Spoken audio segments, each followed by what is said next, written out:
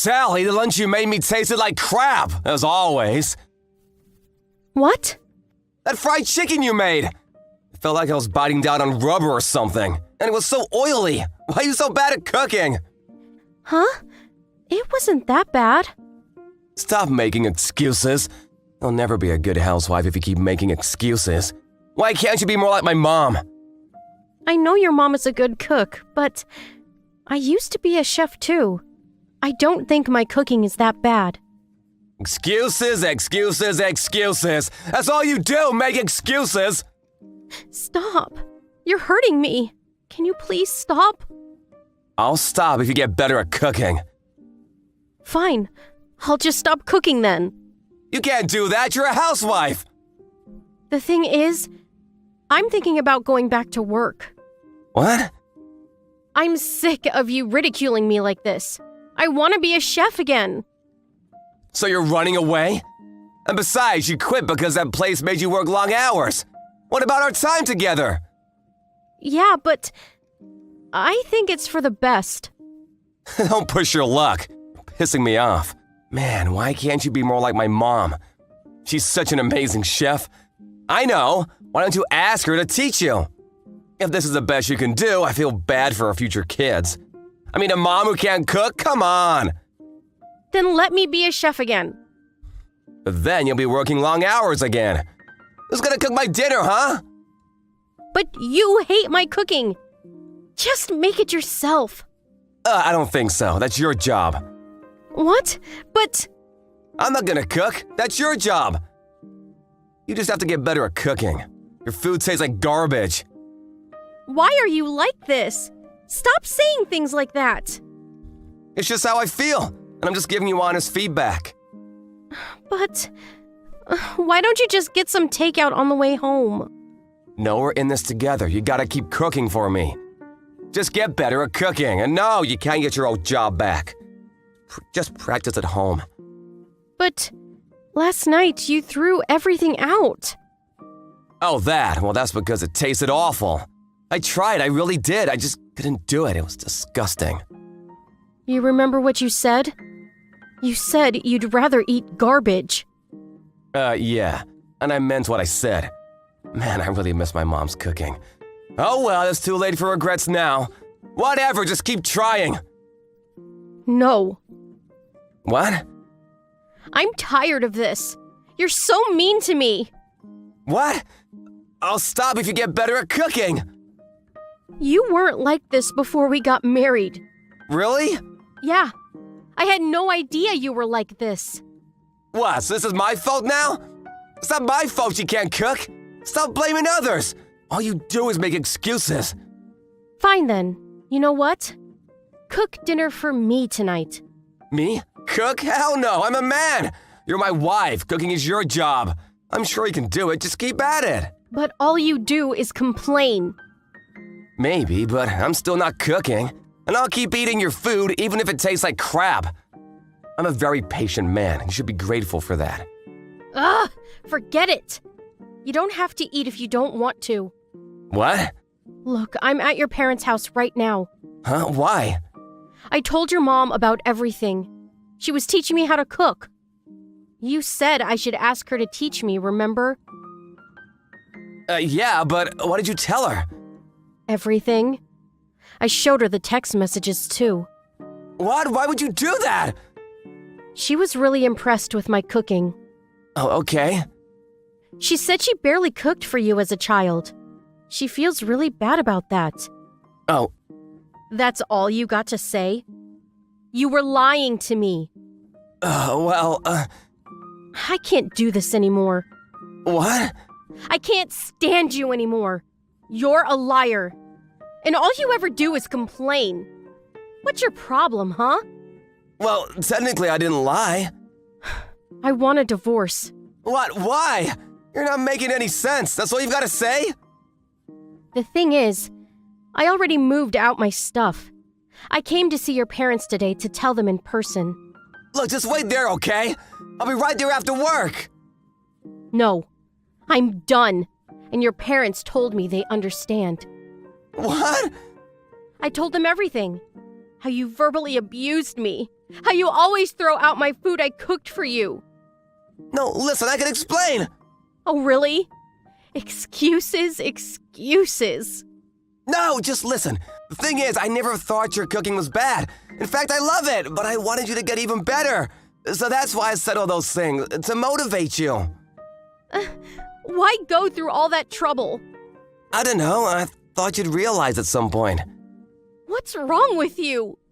I just wanted you to get better, that's all. So that's why you ridiculed me every day for my cooking? You're not making any sense. I'm serious, I did it all for you. Thanks, but I don't need your help. I used to be a professional chef, remember? I told you to stop many times, but you just kept going. I didn't mean to hurt you, but if I did, I'm sorry. I really am. Oh no. What? You've been doing this to me for a year now. I'm done. What do you mean? Wait! I'm leaving you, and that's final. What? Why? I just told you the truth. I love your cooking. I was doing all this for you, because I love you. Just stop. All you do is make excuses.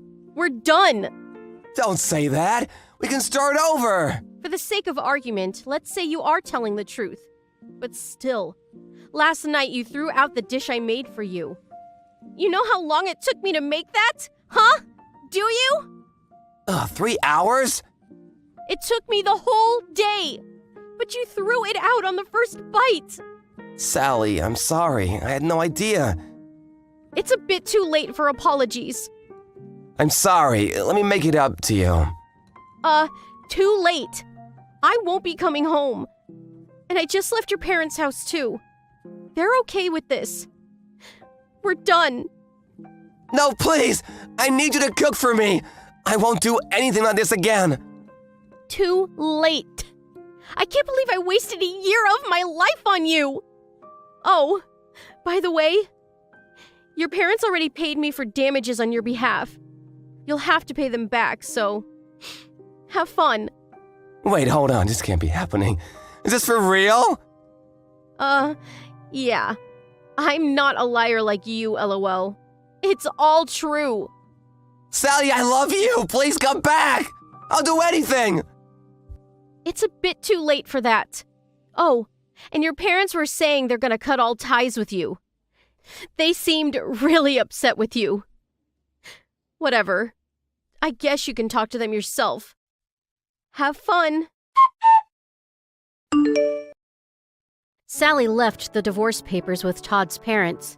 He tried to fight it, but eventually he cracked and signed the papers. But he couldn't get over her. He started stalking her after the divorce, but he got caught by the police before he could do anything. Sally went back to work at her old restaurant. She's thinking about opening her own place really soon. Andre, what did you say to my little boy today? What's that? What are you asking about? I hear that you complained about the food he had made earlier today. Why did you think it was okay for you to do that? You should never have the urge to tell my family if their cooking is good or not. Are you jealous of him because he's the son of this business's owner? That's not at all what all of this was about.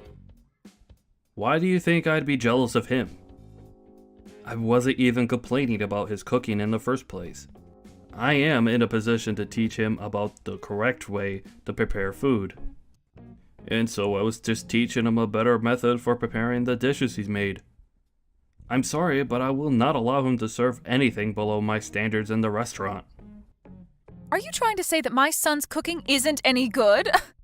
He's been cooking in our house ever since he was a little boy. Cassidy, your son is now 35 years old and can manage things like this by himself. And as I've been led to believe, he hasn't ever been interested in cooking until just this year. So there's no way that he'd be perfect at everything in the kitchen right off the bat. And now that you've mentioned him, I'd like to inform you that he's not taking his work in the kitchen very seriously. If he keeps that up, I'm not going to be able to entrust him with any of the work that needs to be done here. What are you saying? He is the son of this place's CEO. We will leave everything regarding this restaurant entrusted to him. If you are having such a problem teaching him how to cook well, like you've said, then perhaps that means you're not cut out to work for us anymore. I don't think that it's me that's the problem here. I really do think that this all has to do with him and his drive to do better here. I am a bit worried about him at this point, and would like that you talk things over with him as well. If he doesn't have the drive to do better, he'll never learn to cook well. You're awful, Andre. I always thought before that you were a bit much, but now it's just too much for me to even handle. This is not supposed to be about me right now. But you're still awful. Sitting there making a joke out of my son. There is nothing in this world that my son cannot do, okay? Take a good look at his reality though. I am telling you all of this because I have been working in your restaurant as your head chef for over 20 years now. Do you really think that I'd be talking about your son like this now over something as petty as being jealous of him? For 20 years now? Well, good work making it 20 years here. Thank you very much. But why are you saying that now? Today you're being fired. I beg your pardon? I am not going to let a man that thinks it's okay to talk bad about my son stay with us any longer. So you're fired. Understood? I'm sorry, Cassidy, but even you can't fire me just like that without talking with your husband about it first. Oh, I can. When my husband isn't around to handle business, I'm the one in charge as the owner of the restaurant.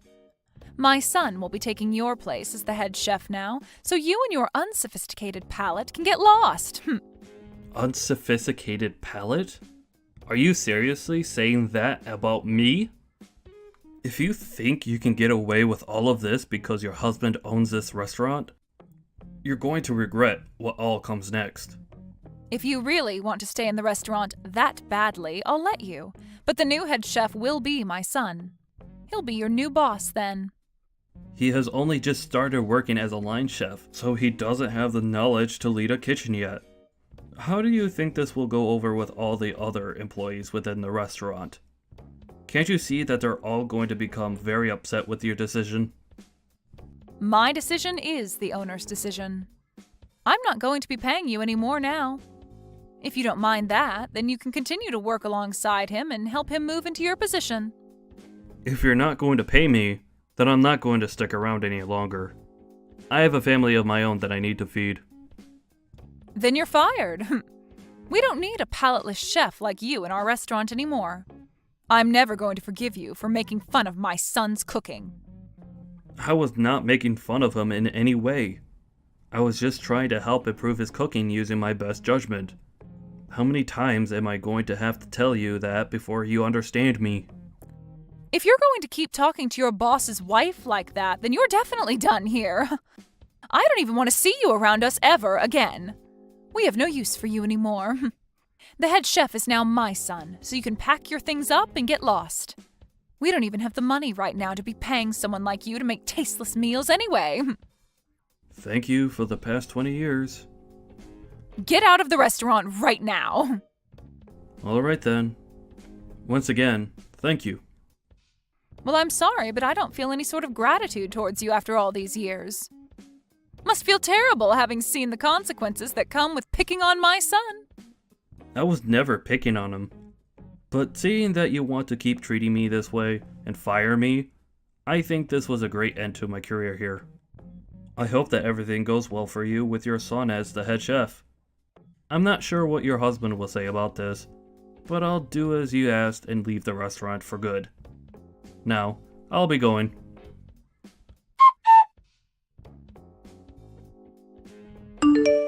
Why are you not answering your phone? I'm sorry, but I had some things to take care of.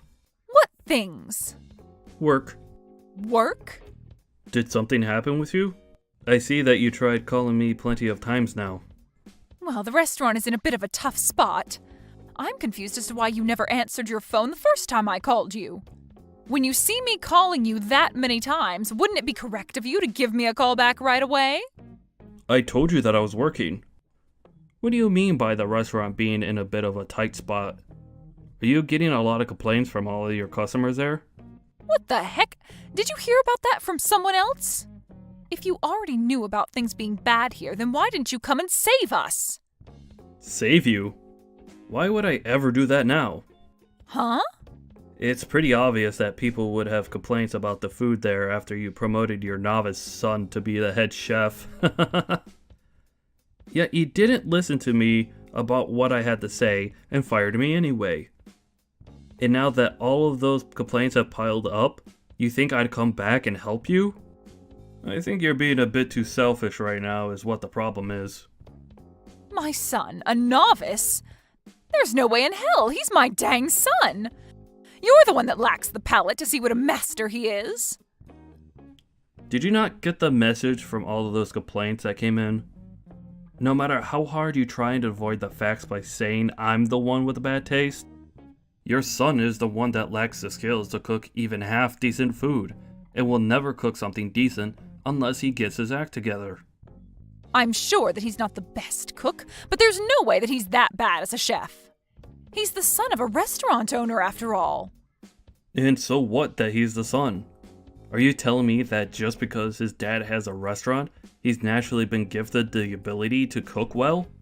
I guess there was no point in all of us other chefs ever trying when someone can be born that way just because their parents have a restaurant. I'm sorry, Cassidy, but you're gonna have to tell me a better excuse than that. You stop that right now. I have thought all of this through very much. Then I guess you're just blessed because he's your son. Well, unfortunately, that bias that you have for him may just have ruined the restaurant. Do you know what your husband's going to think when he comes back and sees the mess you made without ever consulting with him first? For the past 20 years, I have put my blood and sweat into that restaurant, making sure it does as well as it has been. Compared to your son, who doesn't give a crap about being a chef, I'm like the god of cooking. Doesn't give a crap? My son loves to cook, though. And I just thought that that would mean he could make things work. All he needs is a manual to tell him how to run the kitchen, right? As long as he gives that a couple reads, he should have no problem running the kitchen in this restaurant, right? What are you trying to do by putting an amateur like him into the position of head chef? His cooking isn't even that great. And before you even gave him enough time to learn from a master, you fired the master and thought that by having the manual, he'd be fine as a head chef. So you're saying my son can't do all of this on his own then? He wasn't even serious about his job in the first place, so how was he ever going to do that job on his own? Well, I guess the only thing that you could do for him now is pray that he makes it work. But I'm pretty sure things are going to do anything but work now. You've made a poor choice. That's led to the downfall of that restaurant in one day. It's only a matter of time now before everyone knows how far the restaurant's quality has gone downhill. If you're willing to say that, then get over here and help us. Really? I am tired of bickering with you. I am seriously pissed at you right now, but I need you here. I know that you're going to say this was all my fault, but for the time being, I'll allow you to say that. Oh, is that so? From what I've heard, even though my son is a genius when it comes to cooking, he still needs someone around to help him work out all of the kinks of being the head chef. So I'll let you come here and help him become perfect. Hurry up and get over here, make some food for the customers, and make them forget about all those complaints they've made.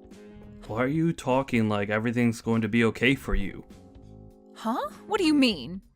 I'm not coming back there for you. Huh? Why not? What kind of nerves do you have telling me something like that? Did you forget that just yesterday you fired me from that place and told me to never come around you again? Yet now you're telling me to come back? I want to ask what kind of nerves you have saying things like that. Why are you being such a thick-skulled idiot right now? Isn't it obvious that I'm taking back what I said about firing you? Well, I never asked to be hired back into that place. Shut up and get back here, Andre. I'm going to be kind again and let you work here once more. Personally, I'd never let a disgusting and brainless man work for me, but since you seem to be important to this restaurant, then I'll let you come back. But just know that to my son and I, we don't need you. So that means from now on, you be nice to my son and only say compliments about his food. If you can do all of that, then I'll forgive you. Nobody's asking for you to forgive me, though. And you saying what you just said is not going to get me to come back there. Huh? What are you saying now, Andre? I'm telling you that you're allowed to come back and work for my husband's amazing restaurant. You should be happy to be allowed back here after all you've done.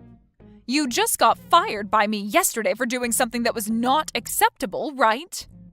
So you should understand the wrongs you did and want to be back here, right? I'm sorry, but trying to ask me in such a selfish way is never going to work for you. Especially since I just started to work at your restaurant's rival. Huh? Our restaurant's rival? Are you kidding me? I'm not kidding you whatsoever. They've always been the ones that you guys fight with over the customers, right? But they happen to have an owner here that respects me so much. Back when you guys had first hired me, he told me that if I ever got tired of working for you, I was welcome here at the same pay you guys gave me. Of course, I stuck with you guys there because I never had a problem with your husband, or really any of you. But when your guys' restaurant got bigger and the owner became more busy, he let you start running things even though you have no idea what you're doing most of the time. And so after what you did to me last time, I was finally given the chance to come over here and work for this restaurant's fine owner. Wait a second. So you're saying that you're already working over there for them now? It hasn't even been a day yet since you left this place. Well, after the option the owner here gave me a long time ago, me landing this job in less than a day was possible for me. And I'll never be coming back to your restaurant ever again now. Well, it's not even your restaurant in the first place, but that's the restaurant that your husband worked so hard to maintain. But after taking some time off and leaving an amateur woman in charge, his whole life's work has gone down in flames due to her feelings for her useless son. And I can't wait to see what happens next with that restaurant now. Don't say things like that about us. My husband will be coming back to work tomorrow. I don't want to know what he'll think if he comes back to the restaurant being like this. I'm sure that things will be pretty intense between you two when that time comes. Because of his wife and useless son, he might have just lost his restaurant for good. And working there for 20 years, I had heard from all over just how amazing the place was. And I'm sure that now, everyone will be willing to try other restaurants with the reputation that restaurant will get. Other restaurants? Why the hell are you saying that? I think that your guys' restaurant isn't going to be around much longer. If you keep your son as the head chef there, I seriously think that all the customers that have entrusted their time and money to you will leave for good. So I think it's time you get rid of your son and find someone with a bit more skill. But before you could do that, you should work on finding a good excuse to tell your husband as to why all of this is happening. Please, Andre, come back here. I can't allow my family's restaurant to go under. I'll apologize for how rude I was to you before, okay? And if you want to be the head chef here again, you are more than welcome to. No, thank you. I need to start working hard at my new job. So you and your son work hard together to make something happen there, okay? I'm sure there's nothing you can really do now for that place, but I guess that's what they call suffering the consequences, right?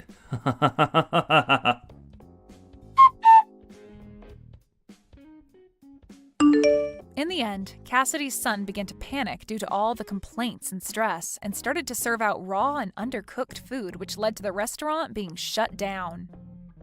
Her husband was so frustrated with her that he kicked her out of their house and told her on the way out that he never wanted to see her again before getting a divorce from her. She ended up destroying the restaurant that he had put so much effort into, so I don't blame the man for doing that. After that, a lot of the cooks and waitstaff were left without a job. But luckily, the place that took Andre on was kind enough to hire all of them as well, and soon opened up a second restaurant with all the staff they had. As for Cassidy and her son now, they are left without a place to go, and considering that neither of them have any idea what to do, they could be considered lost children on the streets. But this is what they both asked for, so there's no complaining about it now. I have some exciting news! I'm getting married! And guess what? Do you want to know who it is? Should I tell you? Oh, wow, that's great. I'm really happy for you. Congratulations on your engagement. Thanks. So my fiancé is actually the son of a company president. Can you believe it? It feels like my life is going perfectly. Honestly, just being born with a decent face already makes me a winner, don't you think? I graduated from university with my sister and got a good job. And now I am marrying a rich and successful guy. Yeah, that sounds really nice. I'm glad to hear that everything's going well for you. Right? My life is seriously on a roll. I just recently quit my job in anticipation of my marriage. When I showed everyone pictures of my fiancé, the president's son, they were all super jealous. It's hilarious, really. Some of my friends from my 30s were so envious. It was funny. I mean, obviously, our backgrounds are just so different. You are really putting yourself out there, aren't you? It's one thing to say this to me, but maybe you should tone it down a bit when you're outside. What? Of course not. You think I'm going to pretend to be humble? I'm actually quite good at navigating life, you know. I can see that, but just be careful. If you keep making enemies, it could come back to haunt you later. Oh, please. It's not like you who seems to struggle in life. I'm leading a life that's completely opposite of yours, where you had a child young and ended up alone. I haven't had to deal with any hardships at all. Well, that kind of life doesn't necessarily last forever. Especially now that you're getting married, your actions will impact your partner too. It's important to be responsible for what you say and do. Coming from someone who divorced a loser, that doesn't have much weight, does it? I mean, the way people get divorced so easily these days is ridiculous. You should think about the kids. That's something I've always thought about. And honestly, the kid that you had seems a bit slow. Plus, the kid's not exactly a looker either, so it's kind of sad. Gabby, that is way too much. You can say whatever you want about me, but leave my child out of it. Oh, look who's acting all high and mighty now. But seriously, don't you feel sorry for that kid? Having a single mother who dropped out of school, that is something to be ashamed of forever. I would definitely feel inferior about that. You can think however you want, but don't present your values as if they're universal truths or the only right way to live. Everyone carries their own burdens as they navigate life. Your reckless words will eventually come back to bite you. You should really stop acting like a child, spouting whatever comes to mind without thinking. That's hilarious. A single mother without a diploma is preaching to me now? I can't imagine how frustrating it must be for a child to have a mother like that. I'm going to make sure I never turn out like you. Do whatever you want. Oh, by the way, I'm bringing my fiancé over to meet my family soon. He wants to greet our parents, so it's happening. You and your kid better be there too, just to show face. We're technically family now, right? Though once I get married, I'll probably cut ties anyway. Wow, do you really have to say all that? Well, that's just how it is. Just promise me you won't show up looking like a mess, okay? Yeah.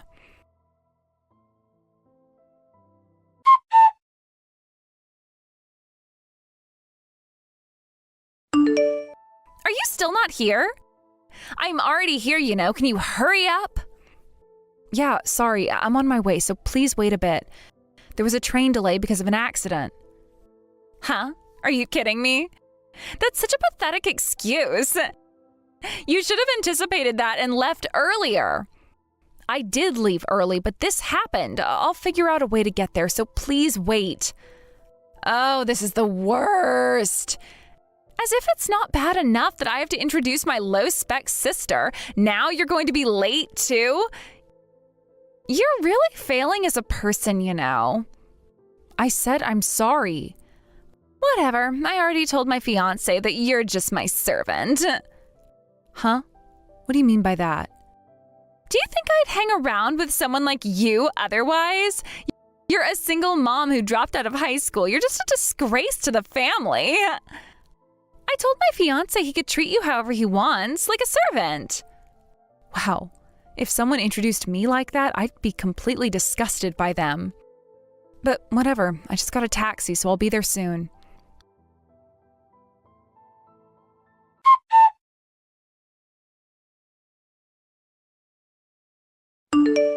I've arrived, but where are you? What are you doing, leaving your fiancé behind? Oh, you got there? Well, that was faster than I expected. I just had some free time, so I went to the convenience store. By the way, did you meet my fiancé? Yeah, I met him. Is he treating you like a servant? You know, introducing yourself as a high school dropout and a clueless single mom. You better kneel and apologize to her right now. Huh? What do you mean by her? And honestly, I can't even keep up with how nonsensical this conversation is. Your logic is a bit lacking, you know, huh? Gabby, what are you talking about? Miley, your sister, is our company's advisor and a super high-ranking executive. She's an impressive person. Wait, are you talking about Bradley? Why is he contacting me through Miley's phone? You introduced me as a servant, and I've been looking down on you, so I asked him what was up, and he showed me this message. I'm just devastated to learn your true nature. Wait a minute, I'm completely lost here. You and Miley know each other? Know each other? It's more than that. She's someone who's really helped me. I never expected to run into her like this. She's not someone you can look down on just because she's a high school dropout and a single mom. She's worked hard and achieved a lot. Oh, is that so? I didn't know she was actually doing well in her job. And please stop treating me like the villain here. It's a fact that I became a single mother and dropped out of school. You don't understand at all the challenges of making a living as a single mother, which is why you can say such things. Anyway, apologize to Miley. We'll talk about everything else afterward. No way! Why should I apologize? Being a high school dropout and a single mom is entirely my responsibility and my own fault. It's her fault for choosing a life that makes you look down on yourself. Well, now I understand. Gabby, I've lost respect for you. The engagement is off. What? That's a bit over the top, don't you think? Wait, why? I didn't think you could be this cruel and mean. You're really a piece of work. Oh, and it's Miley, by the way. I got my phone back. He says he's leaving now. Wait, don't just take the conversation into your own hands. Are you kidding me? Don't let him go. Well, it's not happening. He seems utterly defeated now and has realized that you are someone he cannot communicate with. I don't think he has any intention of trying again. When your values are this different on something so significant, it's impossible to talk about marriage, right? Why? I haven't said anything wrong. How did we end up like this? The fact that you think you haven't said anything wrong is where it ends. Your values and his are too different. You probably tried hard to keep this facade up until now, but after exposing your true self to this extent, there's just no way. This is your fault. If you hadn't meddled, he wouldn't be angry. I get it that you don't want me to be happy in my perfect life, but please don't ruin my life. What are you talking about? If anyone is interrupting your life, it's definitely you. I'm not hindering your life at all. You forgot that you were the one who interrupted mine? I'm not to blame. You're talking about your ex-husband, aren't you? I told you before, it's his fault. He wanted to have a relationship with me because I'm prettier than you. Can you not blame everything on me? You're the one who chose him. Well, I think that myself. That's why I haven't blamed you too much until now. I just can't comprehend how someone would even think about going after their sister's fiancé. It became clear that you lack common sense, and it's pointless to keep talking about things that are in the past. I can't accept that you're doing this to me. You need to fix Bradley's misunderstanding. Take responsibility. Misunderstanding? What do you mean? You're definitely making it seem like it's all my fault. I'm not that bad of a person. I've been trying my best to live my life. No, you come off as pretty terrible to me, and I'm sure Bradley sees you the same way. You seem like someone who's always relied on your privileged background and who's lived without any knowledge of real hardship. It's painfully obvious. What did you just say? Didn't you hear? I told you that being a single mother and making a living is hard work. I don't understand how you can't grasp that, especially since you're her sister and yet he can. Well, it makes sense because his father runs a business that provides services for single mothers. Now that you mention it, I think I remember hearing something about that. See? That's why I warned you that your recklessness would eventually lead to your downfall. Look where we are now. It's turned out just as I predicted. That's why I told you to be careful. This is ridiculous. I'm already engaged and set to leave my job. I can't believe he's calling off the engagement. Well, that's between the two of you. I won't get involved, but honestly, he's too good for you. You two are just not a good match. Shut up! I am getting married! If you're not going to help, then stay out of my life. I mean it. I'm cutting ties with you for good. All right, fine. To be honest, that works better for me too. Let's do that.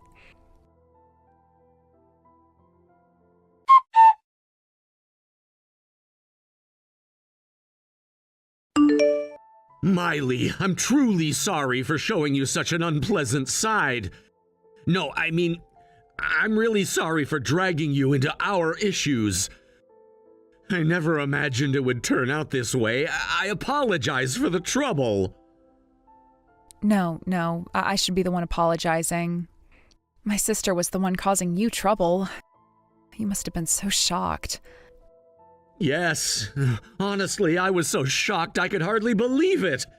But after Miley showed me the messages, I had no choice but to believe it. I'm really grateful that I learned the truth about her before we got married. I agree. I was also relieved that I happened to meet you at the time when Gabby wasn't around. If she'd been here, you probably would have witnessed an ugly argument between sisters, which would have been unpleasant for everyone involved. And it's just a shame that you came all this way to formally meet with the family to announce the engagement. Oh, no, not at all. Honestly, if I had seen any kind of argument between you two, I probably would have been even more certain about my decision to end things with her. I'm grateful I could talk to you like this without her around. I'm glad to hear you say that, but I can't help feeling somewhat responsible for getting in the way of your engagement like this. It's just a little hard to ignore that the two of you were so close to getting married, and I feel somewhat responsible for ruining that. No, really, you don't have to feel that way. Actually, truth be told, I already had some doubts about marrying her. It's a bit of a separate issue, but now that I've seen her true nature, I realize it's better that I learned this now than later. Oh, wait a moment. You were feeling betrayed? Yeah. When I found out what she really thought about people around her, including her own sister, I started piecing things together. The way she talked about her own family, her own sibling with such disrespect. It made me question if that's how she would one day talk about me, too. She seemed to have no empathy or care, and her attitude was just so cold-hearted. I've been in relationships before, but I've never experienced this kind of malice, I guess. I understand. Gabby's always had her strong opinions, but it's shocking to hear how far she's gone. You're absolutely right to take it seriously. No one should have to put up with such behavior, and I'm sorry you even had to experience it in the first place. Hearing you say that makes me feel reassured. I feel like I've made the right choice. Your support means a lot. I feel like I'm finally seeing things clearly. You're very kind. I'm sorry things turned out this way, but sometimes these challenges can be blessings in disguise. It takes strength to see what's real and make the right choices. If I can help in any way, don't hesitate to reach out. I really appreciate it, Miley. Knowing someone like you was part of her family was what kept me hopeful for so long. I'm sorry things turned out this way, but honestly, I feel a lot lighter. Thank you for being so understanding. You're welcome. I hope everything works out for the best for you, Bradley.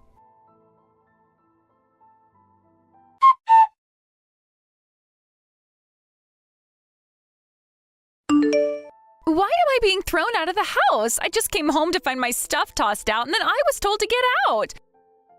And apparently they even got your approval for this? What the hell does that mean? It's exactly what it sounds like. They have my full agreement because, well, this house, the one you're staying in, it's actually under my name. What? Are you serious? I thought Mom and Dad bought it with their pension money. Nope, they didn't. I bought this house back when my child was still little, and they were there to help me get through a lot. So I decided to return the favor by buying the place. You were the one who just decided to make it your home. So that's why they're kicking me out? But why now? You know, I'm already dealing with the heartbreak of my engagement falling apart. Couldn't you cut me some slack? Oh, I know about the engagement. I told them everything, actually. I explained how you've been spoiled and coddled far too much and that it's become an issue that just keeps repeating itself. What do you mean by repeating itself? What are you talking about? Oh, you know very well what I mean. You were engaged to Bradley, yet here you are, sneaking around with another guy. You think no one noticed? Wait, what are you talking about? What proof do you even have? Don't try to play dumb. I saw all the evidence. Bradley showed me himself. I feel so sorry for him, Gabby. Here he was, thinking he had a future with you. You couldn't have been more careless. Why? Why would Bradley even know about any of this? Honestly, you can't fool someone with a sharp mind. There are people who can see through this kind of thing. And I'd say after dealing with your behavior over the years, my instincts have become pretty sharp too. So tell me, on the day you went to the convenience store, weren't you just trying to sneak in some time to chat with that other guy? Well, but so what? That's none of your business, Miley. Whatever's going on with Bradley and me doesn't concern you. Oh, trust me, I know it doesn't directly concern me. Then why bring it up? Because I'm done with this nonsense. I've explained everything to Mom and Dad so they'd understand why it's time to take back control of my house. No more freeloaders here. You can't be serious. You went and told them all of this? Of course I did. See, you may not care since you're the one doing the damage, but the people on the other end of your recklessness, the ones who get hurt, we have every right to speak up. I know that because of you. I ended up divorcing my own husband. And then, even after that, you go and pull the same thing with another guy, causing more hurt. So, yes, I had no choice but to set things straight with our parents. Are you kidding me? I told you this has nothing to do with you.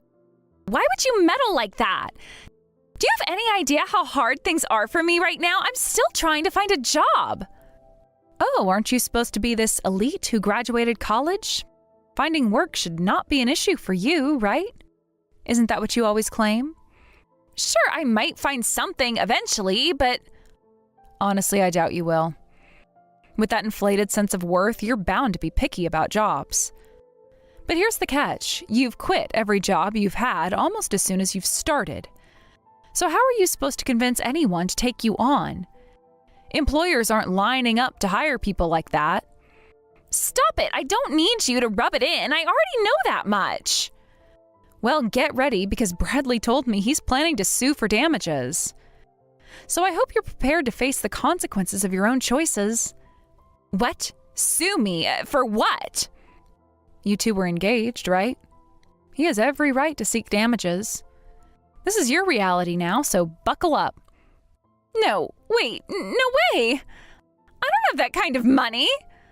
I don't even have a place to live now! Miley, come on, please say something to him! I'll apologize for everything, just let me come back home! No, you think I'm your servant? Helping you out after everything you've done would make me nothing more than your personal doormat. I gave you plenty of chances to get your act together, Gabby. But it's clear that none of it ever meant anything to you. Please, Miley, I'm begging you, help me out here. Oh, wasn't it you who once told me we live opposite lives, that you were the successful one? Looks like it's true in a way. Now you're getting a real taste of rock bottom. Enjoy.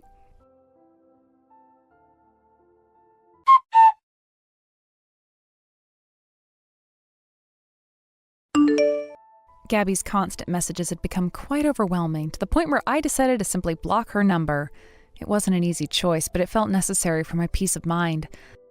I needed some space from the incessant notifications that disrupted my day-to-day life. Gabby became the type of person who often couldn't take a hint, had a knack for overwhelming anyone with her communication, especially when things didn't go her way. The relentless barrage of texts, calls, and messages had finally pushed me over the edge. In her attempt to reach out, I learned that she had been trying to get in touch with Bradley, my friend, with the hope of apologizing to him for her behavior. It's not unusual for someone like Gabby to seek out others to mediate her conflicts, thinking that if she can just get the right person to understand her side, everything would miraculously resolve itself. However, this time things had escalated beyond mere apologies and conversations. Bradley's known for being a kind-hearted individual, always willing to lend an ear or offer support when needed.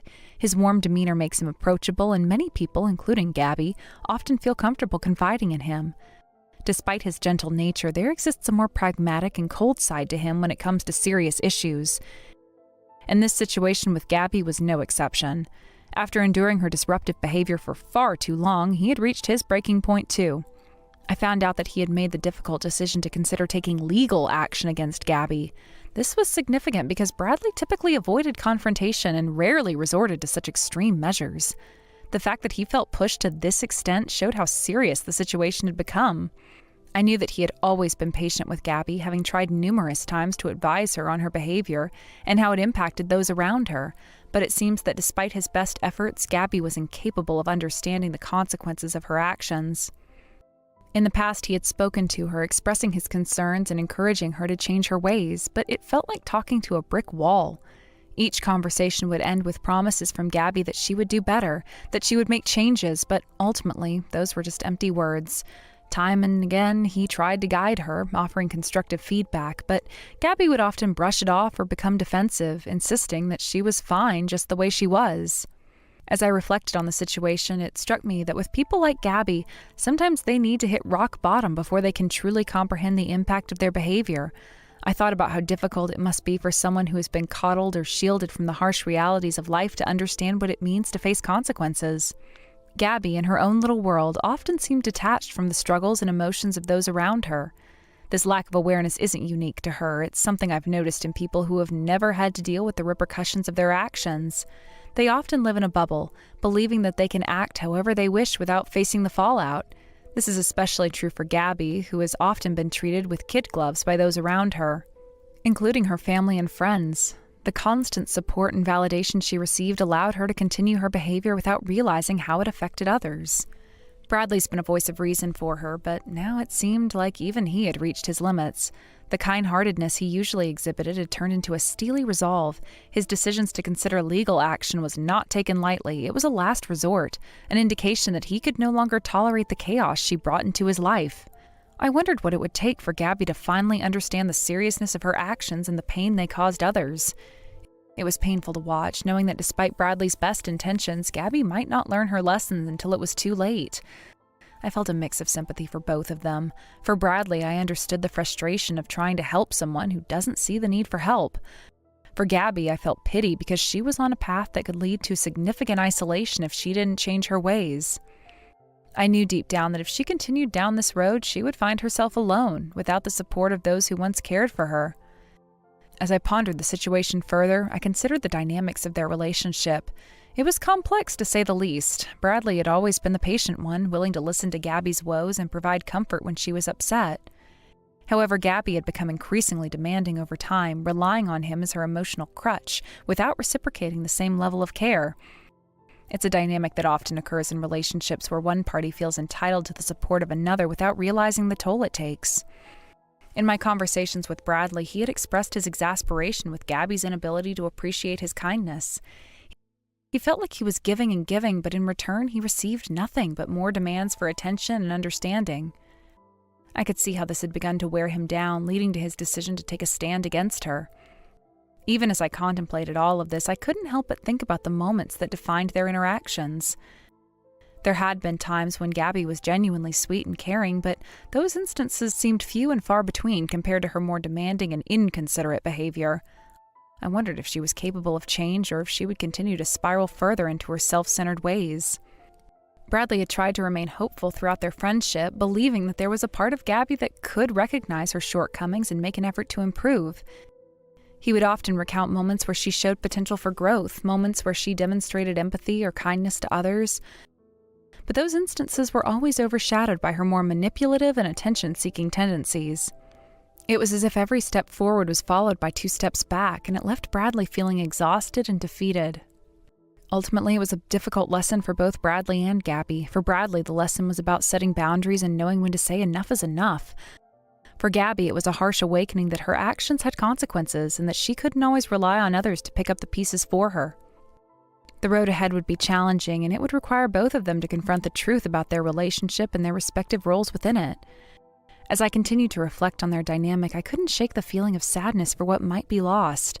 There was a time when Bradley and Gabby shared a bond that was genuine, filled with laughter and support. But now that bond was strained to the breaking point, and I feared that the damage done could be irreparable. It was painful to see 2 people who once cared for each other reaching the point of no return. In the days that followed, I kept in touch with Bradley, hoping to provide him with the support he needed during this tumultuous time. I could sense the weight of the decision he faced pressing down on him. He was caught between his natural inclination to help others with the realization that he had prioritized his own well-being. It's a conflict many people experience when they care deeply for someone who continuously drains their emotional resources. Bradley began to open up more about his feelings, and I listened carefully as he navigated the complexities of the situation. He expressed his disappointment not only in Gabby, but also in himself for allowing things to get this far. He wondered how he had managed to get to a point where he felt he had no other option but to consider legal action. The guilt weighed heavily on him, even though I assured him that he had done everything he could to help her. I encouraged him to reflect on his own needs and to recognize that it was okay to prioritize his mental health. After all, he couldn't pour from an empty cup. I reminded him that his feelings were valid, and he had every right to protect himself from emotional turmoil. It was a long and difficult conversation, but I hoped it would provide him with some clarity as he continued to grapple with his decision. Meanwhile, I also thought about Gabby and the path she was on. I couldn't help but feel a sense of foreboding for her future. She was caught in a cycle of behavior that seemed to lead only to isolation and regret. I wondered if there would ever come a time that she would reflect on her actions and see the damage she had done to her relationships. It was troubling to think that she might continue to live her life oblivious to the chaos she caused. There was a part of me that hoped she would eventually reach out for help, that she would realize the importance of self-awareness and change. Perhaps hitting rock bottom could serve as the catalyst for her transformation. But I also knew that change had to come from within, so no amount of external pressure could force someone to grow if they weren't ready to do so. As I considered the broader implications of this situation, I reflected on how often we encounter people like Gabby in our lives. Individuals who struggle to take responsibility for their actions, who navigate life without considering the impact they have on those around them. It's a harsh reality that many of us must face, and it can be incredibly disheartening to watch someone spiral downward, seemingly oblivious to the consequences of their behavior. The situation with Gabby and Bradley served as a reminder of the importance of boundaries in relationships. It highlighted the necessity of recognizing when someone's behavior becomes detrimental and knowing when to take a step back for the sake of one's own well-being. Sometimes love and friendship aren't enough to sustain a relationship. Sometimes tough love is required to bring about change. As I continued to support Bradley, I hoped he would find the strength to follow through with his decision, whatever that might be. Whether he ultimately chose to pursue legal action or find another way to address the situation, I wanted him to feel empowered in his choice. It was important for him to understand that he had agency over his own life, that he didn't have to tolerate behavior that was harmful to him. In the end, I hoped that both Bradley and Gabby would learn valuable lessons from this experience. Whether they realized it or not, for Bradley it was an opportunity to assert himself and prioritize his needs. For Gabby, it could be a wake-up call, a chance to reflect on her behavior and consider the changes necessary for her to build healthier relationships moving forward.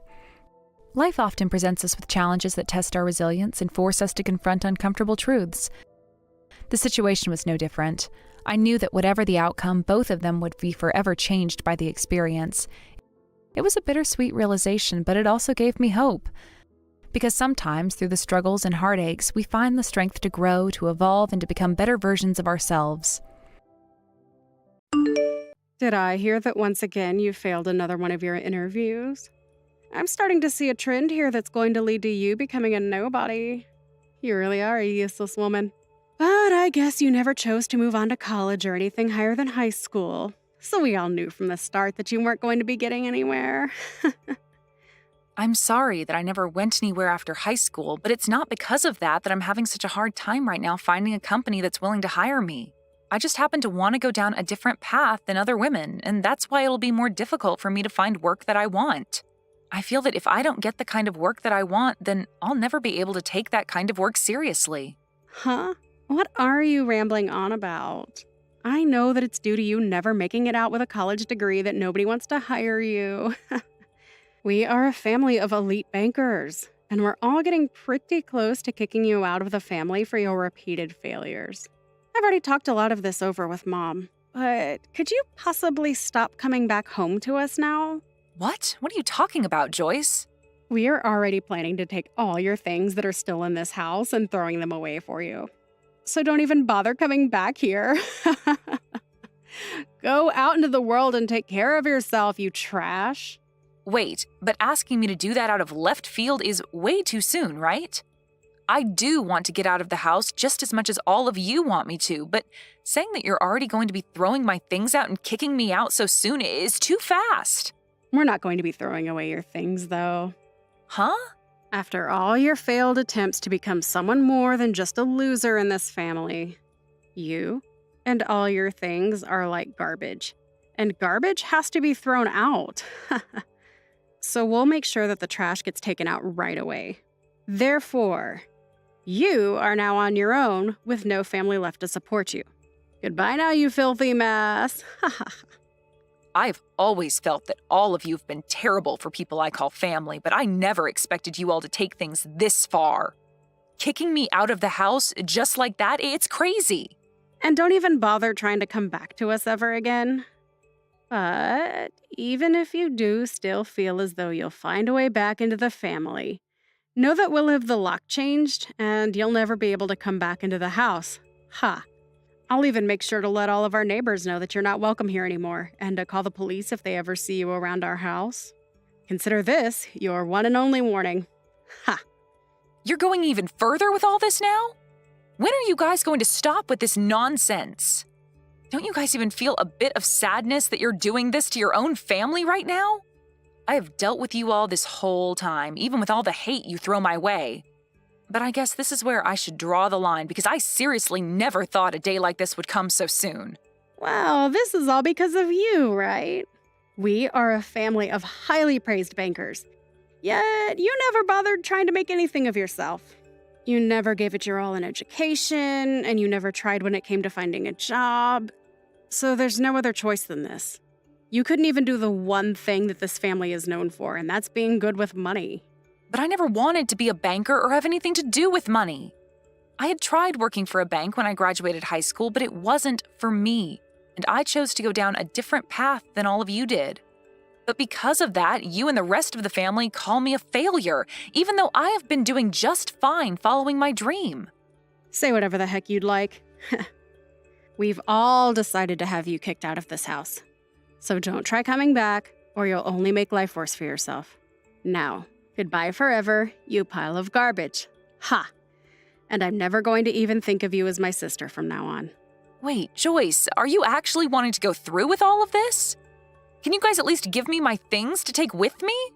Throwing all of those things away is not okay, please.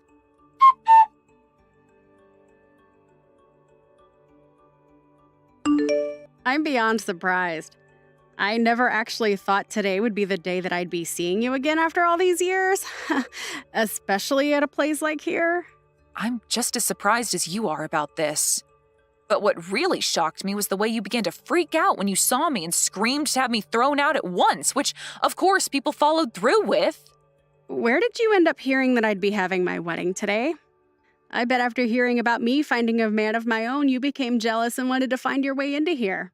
Well, I never wanted to see you again after we kicked you out of the family a long time ago. You pile of garbage, ha ha ha. So even after 12 years have gone by, you're still going to call me a pile of garbage? I was sure that you would have changed after such a long time of having never seen me, but I was wrong. Oh, why did you come here today? Even Mom is upset after having to see you again after so long. And she wants to know just as much as I do why you came all the way here to see us. I seriously do not ever remember sending you any sort of invitation to my special day, so why have you made your way in here uninvited? Did you think you could make up with us again? That was never my reason for coming today. And I never knew that this was going to be your wedding either. Really? I can tell that you're lying to me right now. If you never knew that today was going to be the day of your sister's wedding, then why did you come here all dressed up like you were trying to impress us and get back into the family? I'm sorry, but clothing like that is still not going to meet our family's standards. I'm very well aware that both you and Mom are never going to let go of all the hate you have for me. But unlike the future you saw me having, I have not become a failure, and if anything, I've come out on top. And having to hear from you today that you wanted me to leave your wedding without even giving me the chance to retort, you've confirmed to me that both you and Mom are hopeless. Oh, come on now, Alice. We know better than to let you talk to us after how much you'd fallen. Tell me, have you actually come out on top of us after all these years? Are you working for the banks now as a banker yourself? I'm not a banker. Well, then that confirms to all of us that you are a failure and will never climb out of that pit you dug yourself into. Ha! So, now, tell me why you had to come back into our lives like that on my biggest day. Could this all have something to do with you losing all your money and wanting us to hand some over to you? We all told you long ago that we have no use for someone who never graduated with a college degree and who never became a banker like the rest of us. And I never remember sending any failures an invitation to my wedding today. So you have no clue about me then? Huh?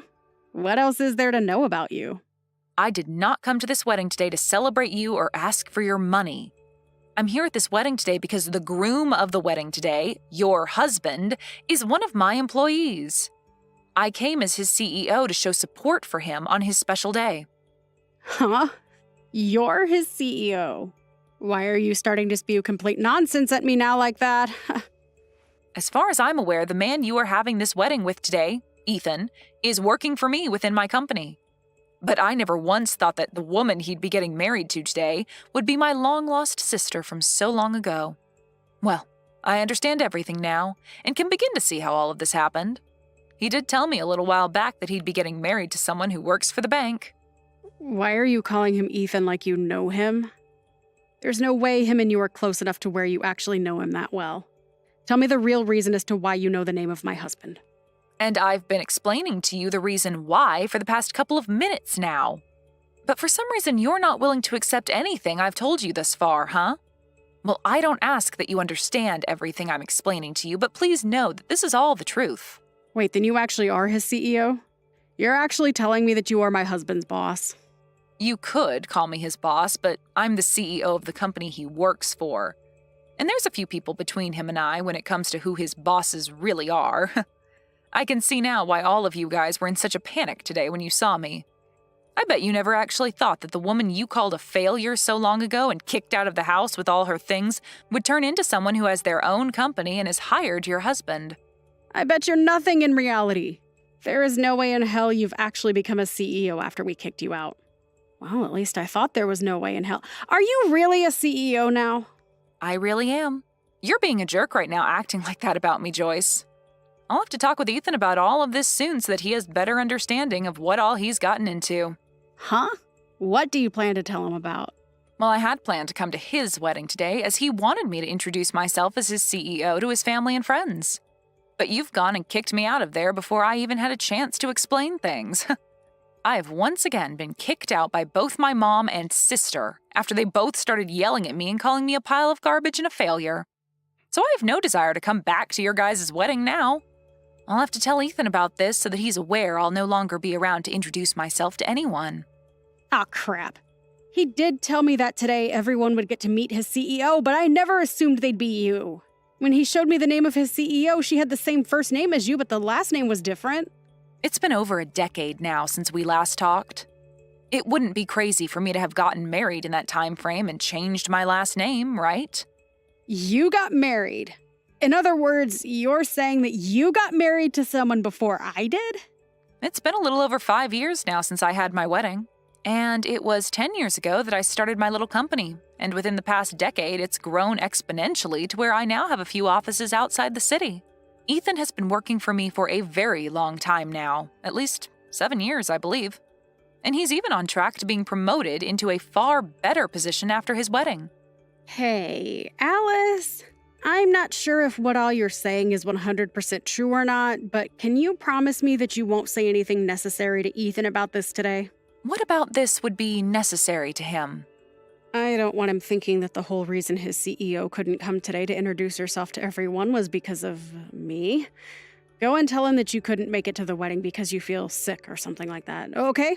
I don't even believe you when you say you're his CEO, but this is all just to be on the safe side of things.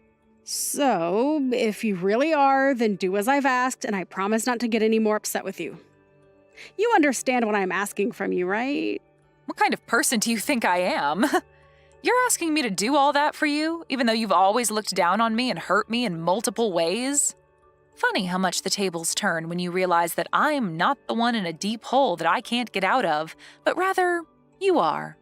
Let me just say this. No matter how hard you try to talk me out of telling him, it's too late. I bet when your husband, Ethan, hears about all of this, he's going to explode on you.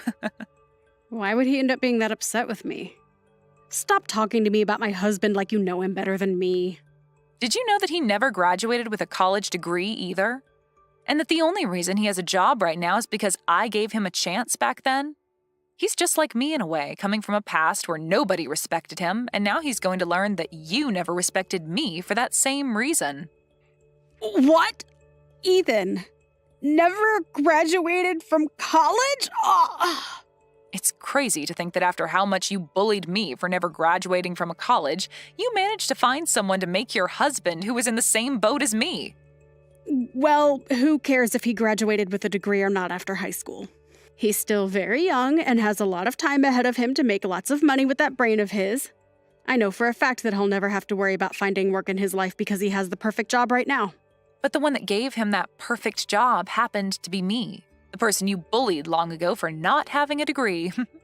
Well, I did manage to go to technical school after that, so you could say I am certified in the work I do. I happen to have the brains and ability, though, where I can succeed in life just like everyone else, without having a degree in anything. I wonder what Ethan will think, though, when he finds out that you bullied someone like him so much and kicked her out of your own family for never going to college. Wait, stop that. I told you not to tell him anything unnecessary. He'll start to think that I'm some sort of monster for thinking and acting like that. Sorry. I just told him about all of that. What? What the hell are you talking about? Seems that, by the way, he's responded to me. He's in disbelief about you right now. No freaking way, Alice.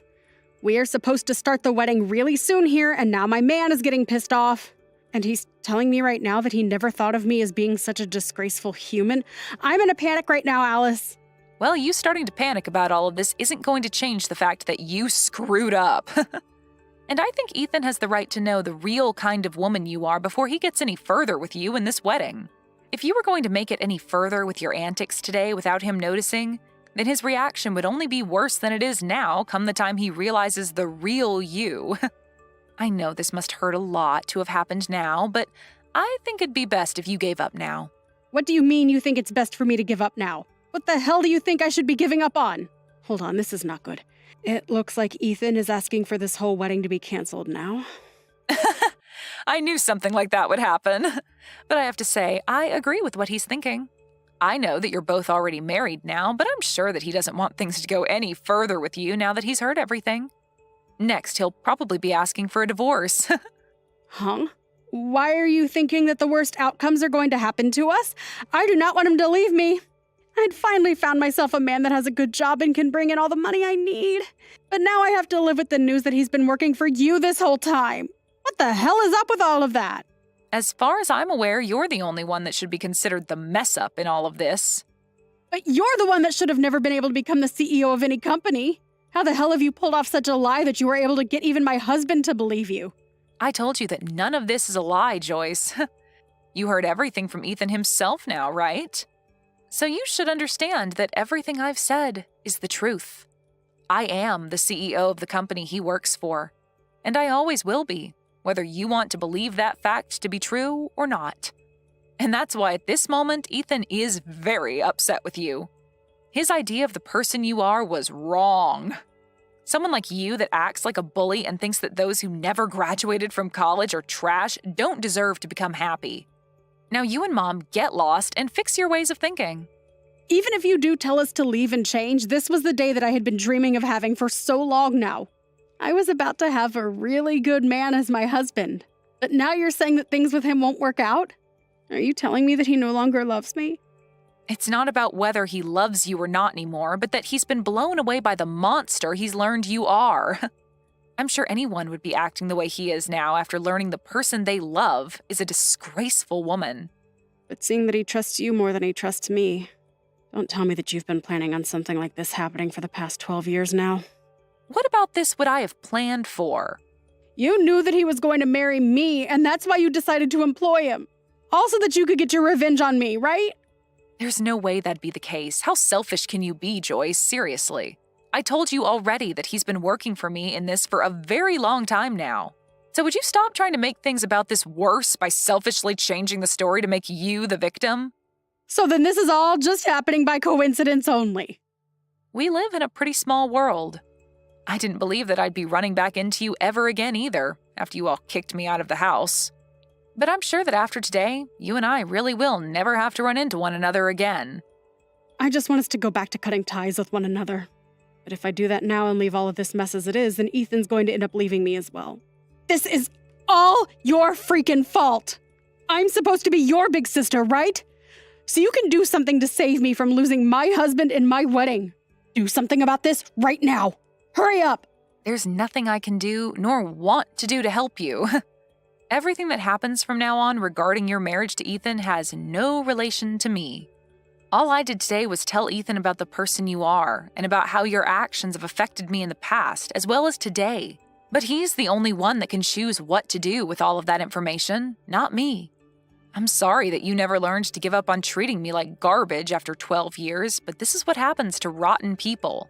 But maybe now that everything is affecting you personally, you'll start to learn from all of this and change for the better. Now, good luck with that and everything else that's going to ruin your life. Wait, please, Alice. Please get Ethan to understand me and continue with the wedding. You're his CEO after all, so he'll have to listen to you, right? Well, if he's going to listen to me, then I'll ask him to cancel this wedding and get as far away from you as possible. Having to be married with you for the rest of his life would be the worst thing to ever happen to him, and I don't want that. Are you freaking kidding me? Now, can you stop replying to me about all of this? You're being a pain in my butt. Goodbye forever now, you pile of garbage. Must really burn to be a failure in a family filled with elite bankers. Maybe you can go bring Mom along with you as you go burn in hell.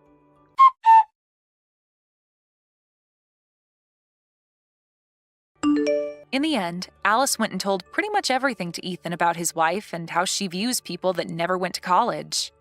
And because of that new information to him, he ended up canceling the wedding and getting a divorce from Joyce.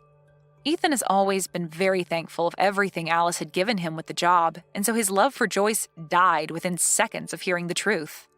And as for Joyce and her mother, the family learned about what they'd done to Alice by kicking her out of the wedding and were just as pissed at them as Ethan was. Joyce would then lose her job within her family's bank and would go on to be the family's new failure. Hello, Lola. Thank you again for coming all the way over here to come and spend some time with my family as we all get to know you. And the fact that you're even willing and able to cook is just the most amazing thing for everyone here. We are all so looking forward to what you'll have ready for us by the time lunch starts. And thank you as well, Verna. It was so kind of you to invite me out here to finally come see the parents of the young woman my son is so very in love with. I have also been having a very fun time with you cooking all these dishes, and I hope you all really do look forward to eating what I've made for you all today. Actually, I really am thankful that you let me help cook this time. It's helped me calm my nerves a little bit, considering that this is my first time being over at you guys' house and first time seeing you in person. Yes, no worries. I had to make sure you could cook since you come from a moneyless family. But it brings me great joy to see that you can, in fact, work with higher quality foods. I mean, I was almost certain that a lot of appliances in here would be too high-tech for you to understand. Uh-huh. Did you have a good look around my kitchen? It's outstanding, right? We make sure to have all the most up-to-date cooking appliances in it so that all our meals are prepared the best. And when you had a chance to look inside our refrigerator, you got to see all our perfect meats and produce, right? We only allow foods that come directly from the sources they are gathered from. And yes, that does mean that a lot of our food is imported, but we're willing to pay that extra price for such delicious ingredients. And when it comes to all my storage in the kitchen, well, as you can see, I make sure that it is all well managed so that I never forget where something is. But of course, this is all possible because of my husband having so many restaurants under his company's name, right? Yeah. Well, I can tell that you really put a lot of time into your kitchen, Verna. And I hope that you weren't too nervous letting me handle some of those appliances of yours. I could never begin to imagine the kind of kitchen you must have to work in most of the time back at your home. I'm sure that there aren't nearly the amount of appliances we have in there, and most of your food is probably frozen and disgusting, right? Oh, I just can't see myself ever having to cook in a place like that. Do you guys even clean it out at all, or is most of the leftover foods from last year still sitting around in there? Well, no, not really, but as for myself, I'm pretty busy with other things, so I never really have the time to work in my kitchen anyway. Nobody's really home anymore either, so that's another reason for not really cooking in there. Oh, are you like those poor people that never stop working hard in laborious jobs? Well, that must be so tiring for you indeed. I guess that means you force yourself and your son to eat out all the time then. Fast food? That must be so hard on you guys' health, right? Unlike y'all, my family never really has to work hard, so I'm not really able to understand what you guys have to go through. Well, anyway, before everything we've made up today starts to get cold, let's bring it out to the dining table and get to eating. I'm sure that even Fred and Miley's stomachs are beginning to hurt as we speak. Good point. But listen, I just had a quick glance at the food you ended up cooking for today. Have you made sure to measure the amount of salt you put into this dish properly? The amount of salt in it? It seems that you put quite the emphasis on salt in your dish, using things like soy sauce in it as well as table salt. Are you sure that this dish isn't too salty? Well, of course I didn't use a huge amount in that dish. Please excuse me, but I added just the appropriate amount of salt I thought was needed as I went along making that dish. Well, if you haven't measured the amount of sodium properly in your dish, then what would happen to you if perhaps my husband or daughter's health went downhill due to your dish? Now, this is all very unfortunate. I suppose I was better off not asking you to help cook with me. But when I had asked you for a spoon to measure out the amount of soy sauce I was putting in my dish, you told me you didn't want me touching any of your silverware. Is that right? So now you're going to make up more excuses for this. Well, for now, I'm going to have to toss all of this in the trash. You're fine with that, right? Wait, what? You're going to throw away the perfectly good food I just cooked? That's right. I can't let anyone eat this food when we have no idea what all's inside it. And this all has to happen while my family and yours is saying they're so hungry. Now we're going to have to go back and cook everything from scratch. I was really doing my best to make sure that everything was properly balanced out in that dish, including the salt. And I have confidence that the dish is perfectly safe for eating. Huh? Don't make me laugh. I know that moneyless people like yourself never bother to think about making your dishes healthy or not. You guys love to consume your salts, and that's why you all end up being so large. That is not the case in my family. Go and throw all that food out for me, please. That should be all right with you, right? Perhaps we should just go out to eat instead today. I'm going to bring the car out for everyone, so you follow behind us, okay? Uh-huh. You're okay with me coming along with you all as well? Well, you did come today to talk with my family about the marriage of your son and my daughter that's coming up real soon, right? And so far, we haven't really had the time to talk with you and get to know you more. So when we get to the restaurant, we can all sit down and have plenty of time to talk to one another. Understood. So how was it, Lola? This restaurant is pretty special, isn't it? But of course, you've never had the kind of French foods this place has served up before, right? Well, that's right. But I do know about this restaurant. Is that so? I'm sure you've seen it on TV or maybe read about it online, right? After all, this is the kind of restaurant that attracts even the most affluent of people to it, so it's very well known all over the world. And I'll have you know that the owner of this place is a close friend of mine. It's because of the support and funding that I gave this place that they were able to even open the restaurant in the first place. Is that so? Well, that is very interesting indeed. But, of course, I'm sure that someone like you can't even imagine what kind of place this is on the inside. So let's go on in! And make sure to tell your son Fred to not make any scenes and to handle himself maturely, okay? My son is not 5 years old anymore, so you really don't have to worry about him. Just worry about yourself and we'll all be fine today. Well, he only had a mother around him to raise him all his life, so I'm a bit worried about whether he was able to get the right education or not from only you. As for Miley, she has a CEO father to lead her, and a career woman like me to be her mother figure. My husband and I are just so amazing, and she was lucky to be born into our family. So we never have to worry about her being a proper adult. Huh? Is that so? You often like to talk about yourselves as being a very amazing family and all of that, don't you? It makes me feel very embarrassed about everything. You can feel all the embarrassment you want, but that's only natural considering you and your son are both losers in this world and will never amount to the success my family has.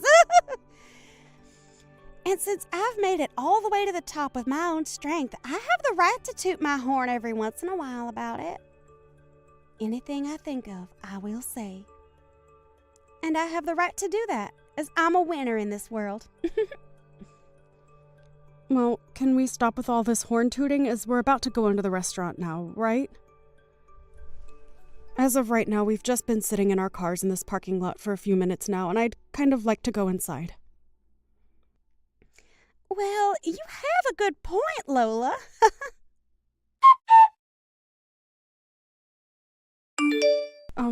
Verna, why am I only being served French fries right now while the rest of you get to have actual course-based meals? Huh?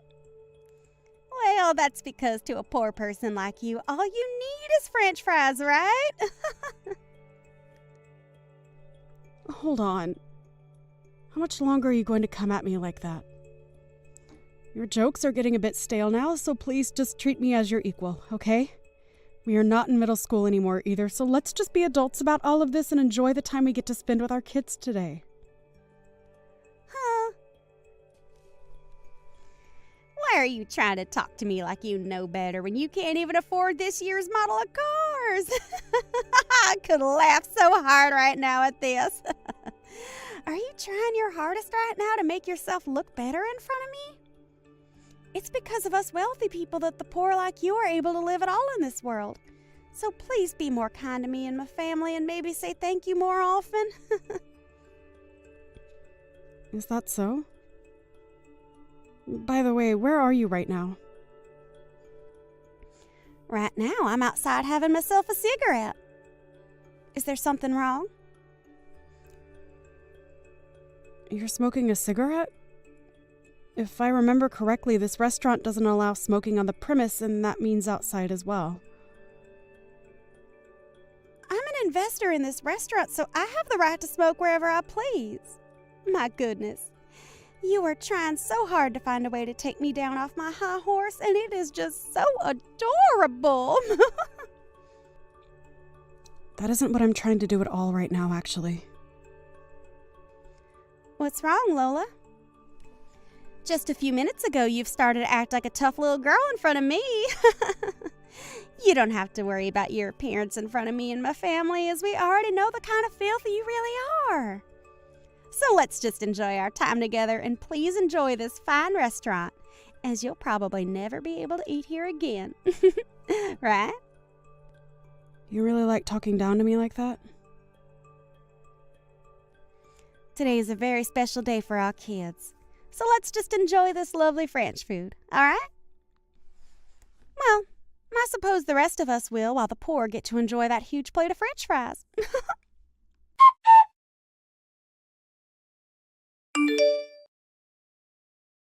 Our family is frickin' over with. Huh? You. What the hell did you think you were doing? I had a feeling that something was wrong when Lola only received a plate of French fries, unlike the rest of us who are getting served a full course. But then I realized that you were the one that ordered all those fries for her. Why are you getting all upset with me? I was just doing all of that as a sort of joke is all. Why are you trying to joke around with her like that? That's not even a joke to most people like her, but rather you trying to offend her. I'm sorry, Carl, but really, why are you getting so upset over something as small as that?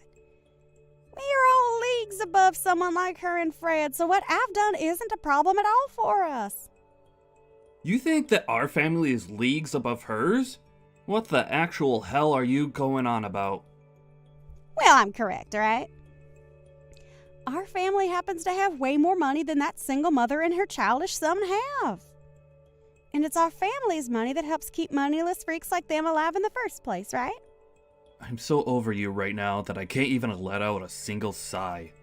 That way of thinking is already more than a problem for you. But if you really want to talk about who's above the other here, it's her. Her and her family are leagues above us. Huh? Why's that? Why's that?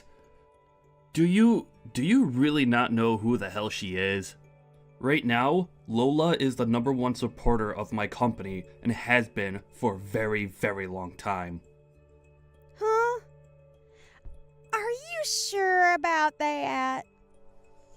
I never heard a thing about that from someone like you or anyone else. I know for a fact that I've spoken with you before about how Lola has put a lot of money into my company. But I guess you never listened to what I said to you at all back then. And before we even begin to talk more about what she's done for my company, we need to talk about how you've been treating her. It doesn't matter if she's considered below or above us. The way you've been trying to offend her is not okay. When you say that she's given a lot to your company, what do you mean?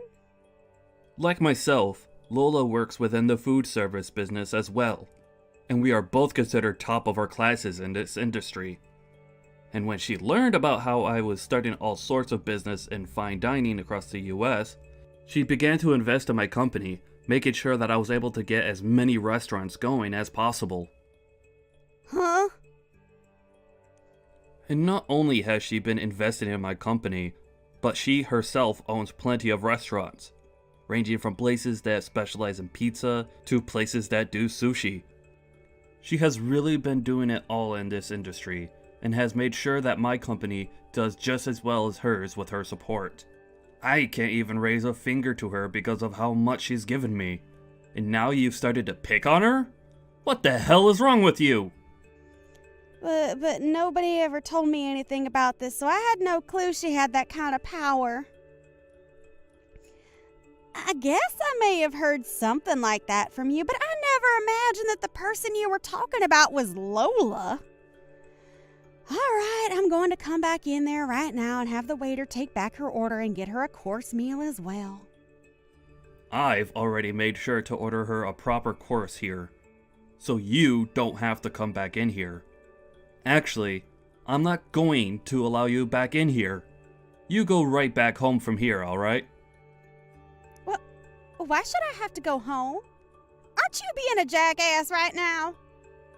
Are you freaking kidding me right now? You just tried to hurt one of the most important people to this family. So having you come back and acting as though nothing ever happened will only make things worse for us.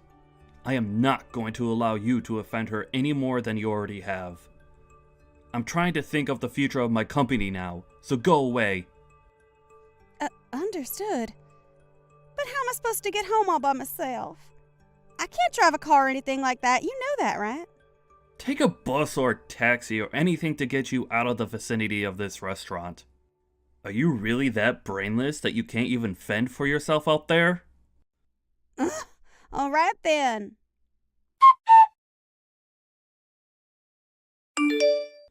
Lola, I am so very sorry for what happened today.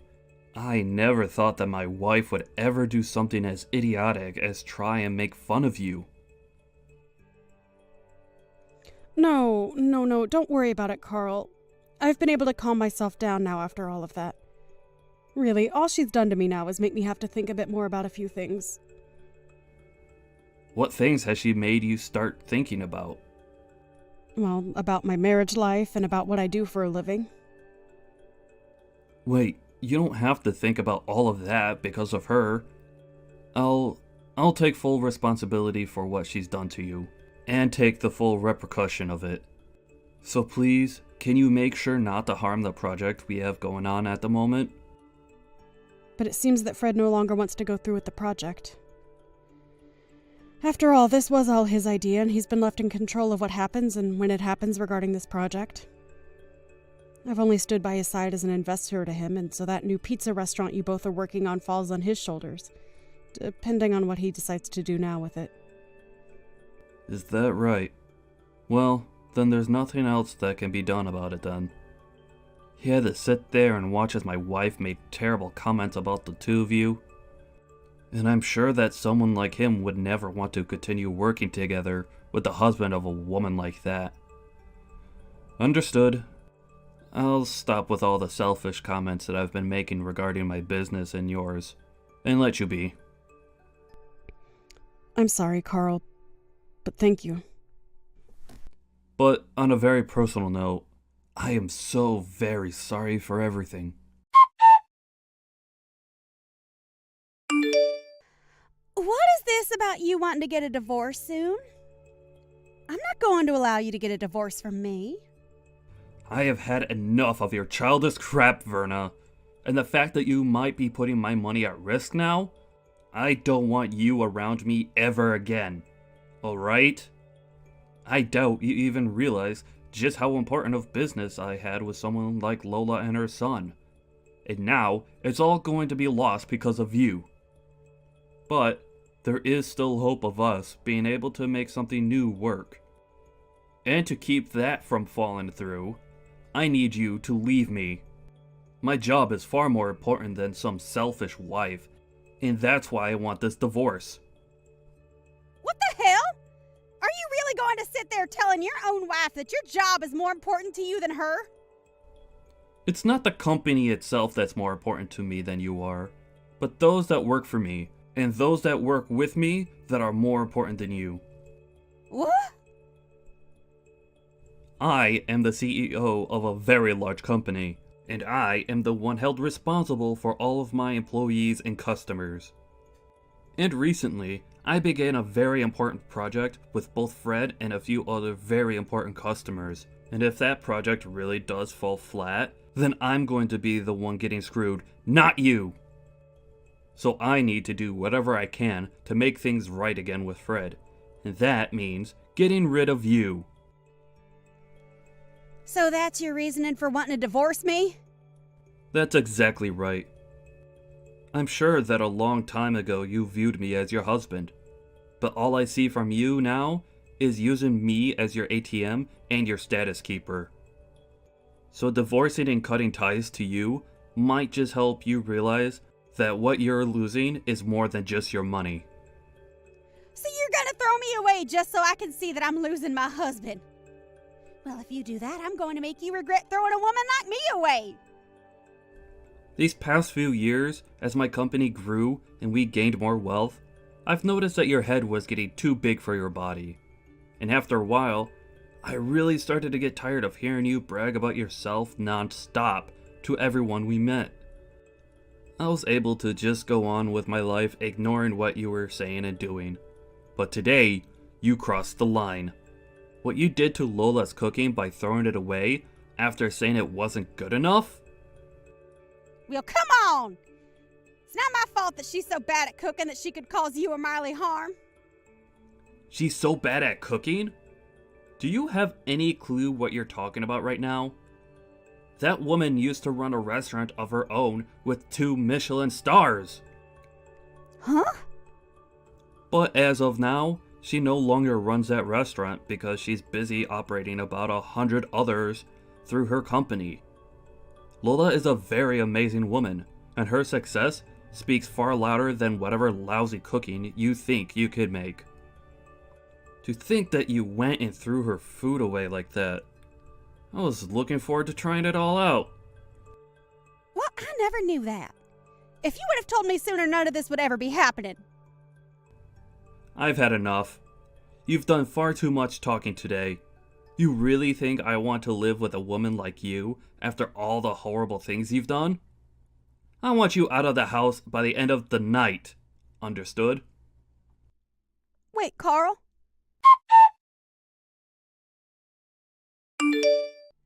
Hey, Lola, please listen to me. Can you talk with your son and get him to continue with the project he had with my husband? What's all this about? Your company and my husband's company have a project going on right now, right? Can you please get that project back on track like it always should have been? Please? And as of right now, I'm talking with my son about that. It's because of you talking about it that my husband is going to divorce me soon. So please, I really do feel sorry for what I've done. So get back to having your son work on that project with my husband and let me stay married to my husband. Are you kidding me, Verna? You're telling me that Carl is divorcing you? I knew that Carl was a man of his company and his employees. He must really want me to see that he does care more about our partnership rather than whatever he had with you. Stop thinking about it like that. He's telling me he wants me gone so that he can focus on his work full time. That's not okay, right? Don't you feel bad that I'm going to lose my husband because of his selfish behaviors? I don't feel bad for you at all. I think what he's chosen to do is the right thing and the perfect way of handling the cards he's been dealt. And also, Carl has been a dear friend of mine and a good business partner for a very long time, Verna. To be blunt, he really does care a whole lot about his work, but he cares even more about the people he employs and the customers he has. He is such a powerful man for being that way. And as his wife, I know all of that better than anyone else. You do? Well, I guess you know about everything besides who his biggest supporter is and what project he's in the middle of working on, right? And when it comes to those two things, I happen to just forget about them. Now go call my husband and tell him that you will get your son to continue the project and then have him cancel the divorce. Are you sure you feel sorry about what you did to me? Because this all seems like anything but you feeling sorry about what you did to me. I have no idea what's made you think you deserve everything in this world at the cost of others. Well, that's because you don't know the first thing about higher class people like me. Oh, I do understand people like you, though, Verna. Now, I'm going to call Carl and let him know what both my son and I have been thinking about that project for you. Really? Yes, really. And this is all going to be about your divorce from Carl, okay? Huh? I'll make sure that he will no longer have to worry about a thing and he can get right back to focusing on his company and his customers. I think Fred will be fine with all of this as well. Hold on a moment. Why are you trying to bully me now? If I have to leave my husband for good, I'll seriously be all on my own in this world without anyone to help me. Even Miley is telling me that she'll never speak to me again after the divorce. I am not going to forget about how you sat there in front of my own son making fun of the person I am. I worked so dang hard to raise my son into the man he is today and had to sacrifice a lot to get him here. As a single parent, I had to balance work and parenting to make sure both needs were met. And hearing from you that I failed to raise him properly and have a proper job, I am not going to let you get away with crap like that around me. You witch! You think you're all that now that my husband is against me? I'll have you know, Lola, that I have plenty of other connections. I told you about how I'm the one that has invested into that French restaurant we went to earlier, right? Even if you try to make me suffer for you being such an emotional witch, I'm going to keep on living as the winner. How does that make you feel, knowing I'll never lose? I bet it stings, right? Right. I almost forgot to say this. You have been banned from ever entering that restaurant again, so go ahead and toot that horn of yours some more. Huh? I've been banned from there. Huh? What do you think you're talking about? Tell me, what is their reason for having me banned from going into their restaurant? Well, you proceeded to smoke on the premise of that restaurant and it caused a bother for a lot of the customers coming in and out of there. And this isn't your first time doing that there either, so this was the final straw. Who do they think they are, banning an investor like me from going inside their restaurant? You could pretty much call me the owner of that place, and I say that I'm allowed to do what I want there. Well, if you'd like to know who the real owner of that place is, it's me. Huh? Recently, I had been hearing about how there was someone saying they were a huge investor for my restaurant and that they'd use that to get whatever they wanted from there. And lo and behold, that person turned out to be you of all people. I was shocked when you told me that to my face. You have to be lying. Because I am... I didn't ever remember getting any kind of money from you that you wanted invested into my restaurant. That's right. You happen to have a couple of other friends that run high-end restaurants around the city, right? Well, I'd like you to go ahead and tell me what restaurants those are. No. Tell me, please. And don't think that I'm going to let you off the hook until you tell me about the other restaurants you're in good relations with, okay? I don't mind how you phrase it as long as you tell me. Well, there's that one restaurant by the City Hall Southern exit. Right. That's the place that specializes in shrimp, correct? Well, that place also happens to be run by me and my company. What other places do you know? And I've had enough. Sure, I've been saying that I have connections with a lot of restaurants around here, but what's so bad about that? I never said that there was anything wrong with that. I happen to brag about my cooking and my whole company a lot, actually, and about how those have made me into the woman I am today. But the only difference is that I don't lie about the strengths I have and then use them to talk down to others. Hey, I just got a text from Miley saying she's cutting ties to me. I'm seriously going to be all on my own now. Please, can you do something on your end to save me? Ain't that so? You don't have yourself a job, and you'll soon be without a home as well. Soon your life is going to become pretty difficult, Verna.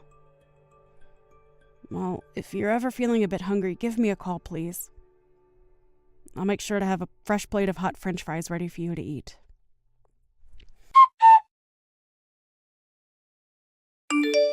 After that, Carl went and took Verna and tossed her out of his house for good. And as for her daughter Miley, she did end up cutting ties with her mom and blocked her just to make sure she could never be contacted again. Since she no longer had a house or family to rely on, Verna went around the city looking for any connections of hers that might be able to help her. But since everyone already knew about how much of a snob she was when bragging about everything in her life, not a soul offered her a hand in helping her out. And as of right now, Verna has gone back to her hometown and is working a pretty dirty job as a pig farmer with one of her long-forgotten uncles. And as for ever contacting me again, I'm not sure if it was due to her pride or just that she was too scared to, but she never contacted me again after I offered to get her French fries whenever she needed them. Fred and Miley were able to have a happy wedding and are now both living together in a penthouse downtown where they plan to start their own family. And as for that project that my Fred was leading on my company's end with Carl, they have gotten back on track and everything is going well there. But unlike the Carl I had been seeing for the past few years, he seemed a whole lot more excited about his job and life again after getting rid of that selfish witch. Are you running your own bar right now, Paige? It's a bit strange for a woman to have her own bar that she manages, right? Could this be one of those girls' bar type places where only women are hired to attract more men in? I wouldn't be upset with you or anything for doing something like that, but I just never saw you as the person who would start a business doing that. Trudy? It's been a while. You're right. I have my own bar that I'm managing. It's a bar where I like to serve up more sports bar type foods, while also keeping the cocktails and such a bit more classy. So please, don't think of it as anything sexual like that, all right? I'm actually putting almost all my time into the place right now and have a lot of dignity in the place I've created. Oh? Well then, next time we have a class reunion, I'll make sure we throw it there. This will be for all our class from back in the day, so I can start asking all of them if they'd like to come. It's been a while since all of us have seen one another, so I think it'd be a great idea and loads of fun. That's all fine, but having that many people showing up to my bar might not actually work. Especially since I haven't talked to most of the people from back in school for so long now, and a lot of them might have moved away. We'd also have to work on reaching out to every single person from our class that is still close to us, and then work on actually getting my bar set up for all of them to come and party there. I have a lot of tables, but maybe not as many as we need. You can leave all that to me. I'll make sure everything is all ready for the reunion. And hey, you know about how I'm a pretty popular girl, right? So I'm sure everyone will know about the reunion soon enough, and I won't even have to go through the troubles of inviting each and every person. I just want you to do what you do there at that bar and get the food and drinks ready for us. Are you sure? Isn't that going to be a lot of work for you then? Maybe ask a couple of your closer friends to come and help you out. I guess I could do that. Well then, let me see if Connor would like to come and help me out. What? Didn't you used to like Connor a lot back when we were all in school? I'm sure you'll love being able to see him again if he comes to the reunion. Come on now, Trudy. I told you back then I was never really that into him. Connor and I were just casual friends and nothing more. And back in those days, I happened to have another man that I was really in love with. I'm sure you knew that yourself too, so please stop it with this whole thing again. Sure. Well, all of that was years ago now, so don't feel like I hold anything against you for it, all right? I'm sure that you are much more mature now, and that there won't be anything going on between us anymore, right? Of course, back then I was really up in arms about you, thinking that you were a complete witch. But that was only because you knew that I liked him, but continued to hang out with him all the time. But here's the thing, I wasn't around him because I liked him like that. I was around him all the time because he became a good friend of mine and happened to hang out with the guy I had been crushing on. The fact that Connor didn't want to go out with you when you confessed to him is a completely different story, all right? It has nothing to do with me, and you should know that by now. So, can we stop talking about it and get back to planning things for the reunion you want to have? I know all about it, Paige. About your games behind the scenes. Connor and I were doing so well together before you came along.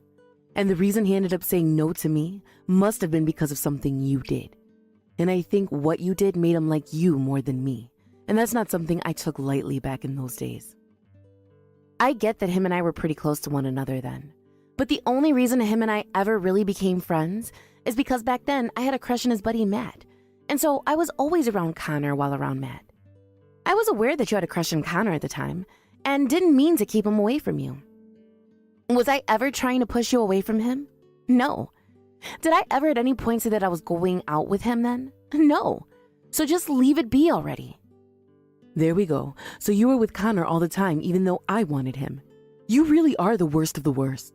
If you saw that I wanted him to be my boyfriend, then why be around him all the time taking his eyes off me? I told you it wasn't like that. I never made any moves for Connor. Why don't you go and ask him about it if you're so concerned still? I'm sure he'd be more than happy to tell you what happened back then and why he never said yes to you. What? So you're telling me you never knew you were taking him away from me? Well, that just means you're a complete witch then, so it's confirmed. You're a terrible person and shouldn't be able to get away with that. I don't think you're even listening to me. Well, all of that is in the past now, right? And we no longer have anything against one another anymore from then. So let's get back on track and think about having this class reunion at your bar. When I've gone out and asked everyone, I'll give you an update and the head count. All right. Thank you. You were really stressing me out there for a second, so I hope you're honest about not holding anything against me anymore. Paige, long time no see. I'm sure you've already heard from Trudy about the class reunion she wants to throw, right? Connor? How's it been going with you? As for the reunion, she says she wants around 70 people to come. That surprised me quite a bit. I don't think she understands how everyone feels about her after so many years have gone by. Does she even have half of their contact information? I never really thought she, out of anyone, would want that many people coming. I'm surprised myself here. You and her went out to start asking people, right? I'm sure it's been a struggle for you having to be around her all the time again, but thank you for doing that. It wasn't that bad for me, actually. I still happen to be friends with a lot of guys from school, and so I asked them to help us round people up as well. But on Trudy's end, I'm not sure she was really able to convince anyone to come yet. I'm sure she will at least get a few people that she knows to come. I see. So you guys are still really close to one another then? I go out a lot still with Matt to get lunch and such. He said he'll be coming to the class reunion as well. He hasn't changed a bit since school, if that matters at all to you or not. Is that right? Well, then him and I should be able to talk to one another like we always did. I'm sure you'll be able to talk with me the same way as well, right? To be honest, I'm still really sorry about what happened back then. I can tell I was still a child then, and I'm glad I've finally grown up now. The whole reason you and Matt were never able to be a thing is all my fault, right? Would you stop that? That's all in the past now, all right? I don't blame you for any of what went on then. But right as you were about to start talking to Matt about your feelings, I was confessed to by Trudy. And I let it happen, right there in front of you both. I feel so selfish for doing that to you. I'm so sorry, Paige. I told you not to apologize for that. I myself never thought something like that would happen right then. You and her had always been a bit strange with one another, but I'm thankful you always stuck around me and Matt while having to deal with Trudy. But actually, back then I was kind of into the both of you at the same time. Had I not let what happened happen, then maybe you and Matt would have been able to date. That's how I felt about the situation ever since. Huh? Really? Wait, I never knew that you had feelings for me as well. Are you alright? If something like that gets out, you might be making Matt pretty upset with you. Well, that was all a long time ago, right? We were both able to talk about things like that while laughing. He's even told me that he's really looking forward to seeing you at the event. Wow. I'm a little bit nervous now. I'm really looking forward to seeing him myself. I hope you're looking forward to seeing me as well, though. Of course I'm excited to see you too. You and I haven't really talked in ages, so it'll be nice to see how you've been and catch up. I'll make sure to make up some extra special foods for you then as well. I hope you'll enjoy all of it. Wait, you work at that Italian restaurant now? Are you working part-time there or something? Huh? What are you talking about? I thought that this class reunion we're going to have would be taking place at my bar that I run. Since I'm the one running it, Trudy said it would be easier to have an even there since I can make the place private for the day. Huh? But the restaurant that Trudy sent me a link to where she reserved courses at dinner is an Italian restaurant. What is going on here? That idiot. I see what's going on here now. She told me that she had nothing against me now, but that's not true at all. Wait, what's going on here, Paige? What's she planning on doing here? I'll explain that to you in just a bit. Ah, this is not good. I'm going to be late. I'm sure that everyone is already there and ready to party, right? I'm sure right now you're freaking out, right? Oh, hi, Trudy. I was just thinking about sending you a message about this. I'm glad you thought the same thing. I'm sure you're freaking out over the fact that nobody's come to your bar yet, right? Well, that's because I'm going to have to cancel that reservation I had there for 70 people. I actually really hate your freaking guts still, so I wanted to make sure to take down your bar in one swift move. So that's why nobody's even shown up yet. But we're all here having a great time right now. Thank you for getting me all these people to come and enjoy my bar's drinks and cooking. Today, I think I might make enough in profits to be able to take all of next month off. What? What are you talking about?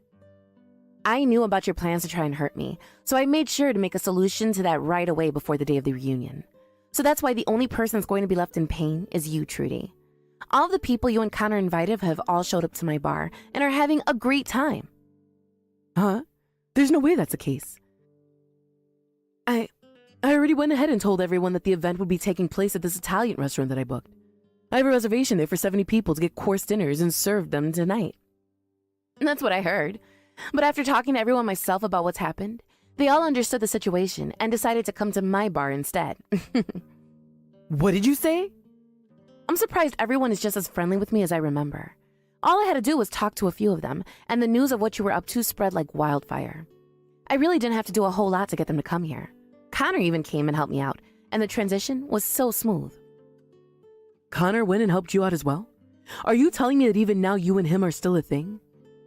Come on, Trudy. I've already told you so many times now that him and I were never a thing. Him and I always have been close friends, and so even now, him and I were able to talk to one another like friends. And well, as we were talking a little while back, he mentioned something that made me realize what you were up to. Connor realized that you still had not grown up and chose to come and help me instead. So, in other words, you're saying that Connor now thinks of me as a bad person? I'm thinking that everyone at this reunion now thinks of you as a bad person, or at least worse than you were back in school. You're like the same old schoolgirl that you were years ago, never maturing and staying the exact same way. I sort of feel bad for you for never being able to grow out of your kids' clothing. Well, if you've not been told this already, holding on to your past like that and trying to hurt me still is not something that will treat you well in your adult years. Why the hell is this happening? The fact that Connor has gone to your side in this matter means that he is definitely your boyfriend. I'm sure you both have been together ever since school and never broke up. So now you think you can mess with me because I was never able to be with him? You're a jerk, you absolute witch. No. Are you ever going to listen to anything anyone ever says to you? You were the one planning to mess with me first by making this reservation at my bar and then canceling it last minute. The only person who has been a witch is you. And it's not just Connor that's on my side, but everyone else from school. No frickin' way. Why did you even figure out my plan? I bet you hated the idea of me being able to throw a reunion with the help of Connor and did something to win him over to you again. I've been fooled for the last time. Come on. You are not listening to me, Trudy. He was the one to contact me first about all of this, and him and I wouldn't have never had anything together because he's already married now. He never had any plans of making things happen with you either. Huh? Connor? He's married currently? Yes, he's both married and has kids of his own now. That means no matter what you expected to happen, he wasn't going to do anything with you. And actually, Connor kind of hates you still, especially now. That's a straight up lie. Connor and I used to always be so close to one another in school. And when him and I were getting people to come to the reunion, we both worked so well together as a couple. He was so happy to be with me, inviting all those people. There it is. You are just too far lost in this dream world of yours. Connor just happens to be a nice guy and wanted to help you set up the class reunion. That's all. He happens to have a lot of friends from school still, so he thought it would help you out a lot having him around. None of his help had anything to do with him wanting to take things further with you or anything. That's just what you want to keep believing, right? He would never say that he hates me like you've said. But right now, Connor is standing right next to me. He's been looking at my phone while I text you, and he's been laughing about it. What? You're lying. What does Connor really think of me then? He thinks of you as just another rude witch. You would always try to confess to him in school, no matter how many times he told you no. And even now he sort of feels as though you've been stalking him or something. I think he really does not care for you at all, Trudy, so just let him go. He would. He would never say something to me like that about me. But he's saying that about you right now. But if you really want to hear it from him, then why don't you just talk to him? I have no reason to really know about any of this since it's between you both. I don't care about who you're into or about who you think likes you back. I have a life of my own and always have had one, and it's never revolved around you trying to get with Connor. No way. Connor? He's really thought of me like that then? I always thought that him and I were so close to one another. But you have ended up getting in the way of us once again, causing the love that we had for each other to die out. No, I have not. I just happened to hang out with Connor a lot as a friend, and it was only because I happened to really like his friend Matt a lot. And even if he did start to like me or me him, I'm sure we would rather just be friends than anything else. So whatever you think's been happening between us has never actually been true. But look, you got in the way of him and I. You made him look away from me and towards you. That's why he ended up liking you over me and wanting to hang out with you more and more. God, this is so stupid. I only ever started to hang out with Connor because I liked Matt. And I never did anything else to make him like me any. He was well aware that you liked him, but he had other things going on that kept him away from you. So please, stop thinking of things like that. But in the end, he never went out with me. Because of you, my love for him was never cared for. That had nothing to do with me. Rather, it was all because you made him hate you. So stop blaming for your lack of being a good person, all right? It's childish. Also, you happen to be hated by a lot of people in school. All of the girls in our class hated you, right? Well, a lot of the guys started to see that and were wondering why people didn't like you. What? A lot of the girls in our class hated me? That's just because I was the most cute girl in our grade, right? No. They hated you because you excused everything you did to others by being cute and innocent. You were the type of girl that would put others down just to make yourself look better, and then turn around and act like you never did anything hurtful. That's why you barely had any friends back then, right? I never did that. Well, can't we use what you tried doing to me this time as an example of that? You wanted to make me feel terrible, all so that you could be happy and feel as though you came out on top. You really love laughing in other people's faces when they are in a painful situation, don't you? You really had to lie through your teeth last time when you said you didn't hold anything against me anymore. I know that. Wait, about this place. The restaurant that I reserved for everyone. They are telling me I can't cancel the reservation anymore. So can you have everyone move over to this restaurant and come join me? You have no right to be asking me something like that now. You thought after what you did, I'd just be nice to you again? You wanted to destroy my bar, didn't you? Huh. I get that, but I'm over it now. They just gave me the bill for the 70 people they're expecting to serve soon. I can't pay for all of this. So the only thing I can do now is have you send them all over to this place for the reunion. That's not happening. Most of them won't even come where you were to ask them right now. Nobody here is going to help you take responsibility for something you did to yourself. Don't say things like that. I'm telling you, I can't pay for 70 people's courses meal by myself. Hey, please just help me out here. Tell them to come over and eat here, please. What the hell do you think you're saying? You were just talking about taking down my bar. Having to run a business is not some kind of game to me. Had I not known about your plans to ruin me, I'd be at a major loss right now and would probably have to think about selling the place. It's crazy to think that someone would actually want to cancel last minute like that, right after I've already started making food and everything for 70 people. But I told you already, I won't ever do anything like that again. But making me have to take responsibility for all of this is not fair to me. So you learned from this already? Then, when are you going to get around to saying you're sorry? I haven't heard "I'm sorry" from you this whole time. Well, I'm sorry. I promise to never do anything like this again. So can you please help me out of this mess now? Of course you'll never do anything like this again, because there will never be another chance for you. This time, everyone was more than willing to change plans to come to my bar. And the next time we have a reunion, you're not going to be invited. It looks to me like a lot of people from our class don't like you at all. Don't say things like that. Please, if you don't do anything to help me, then I'm going to be stuck paying $7,000.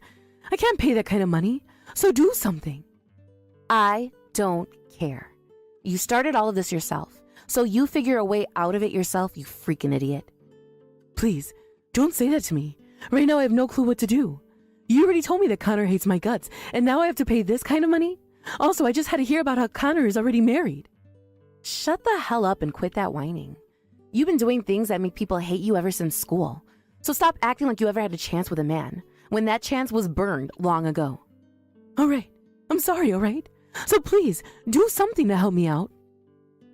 Right now, I'm having a really good time talking to everyone I haven't seen in so long while making food and drinks.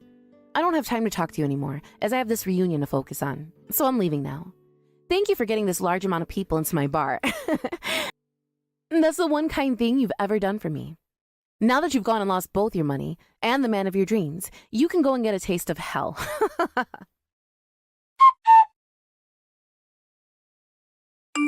After that, I went ahead and completely blocked Trudy's phone number and never had to hear another word from her again. Also, it turns out that Trudy never even knew where my bar was located, so I never had to have her coming in here after that. I understand now that this time Trudy wanted all of the people from our class to go and have a reunion at that restaurant without me.